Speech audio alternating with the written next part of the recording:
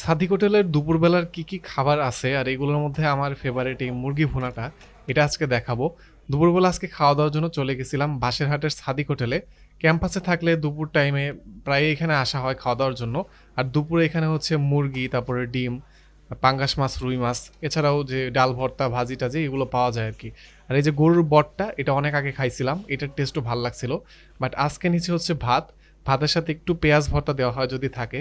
আর রুই মাছটা নিচ্ছি আজকে, এটা একটু টেস্ট করে দেখবো আর কি যে কেমন টেস্ট। এটা 50 টাকা। আর এই যে মুরগিটা, এটা হচ্ছে 50 টাকা দাম, 1 প্লেট আর কি।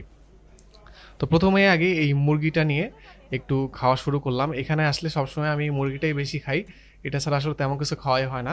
আর এই মুরগিটার টেস্ট না একটু নর্মাল যে মুরগি রান্না করা হয় ঝোল বা ভুনা, সেটা থেকে একটু ডিফারেন্ট। এটা একটু কড়া করে ভাজা হয় আর একটু কালা ভুনা টাইপের, আমরা যেটা খাই ওইরকম একটা ফ্লেভার আছে এটার মধ্যে, খুবই ভাল লাগে।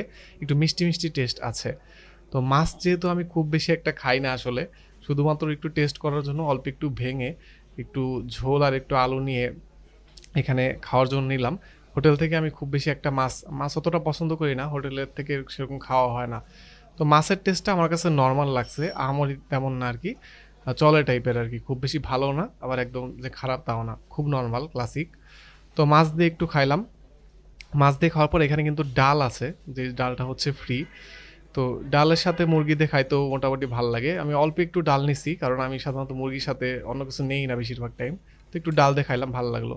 তো দুপুরবেলা হচ্ছে এই মুরগি আর ভাতটা বাসার হোটেলে আমার খুব ভাল লাগে, দুপুরের লাঞ্চ হিসেবে প্রায়ই খাওয়া হয়।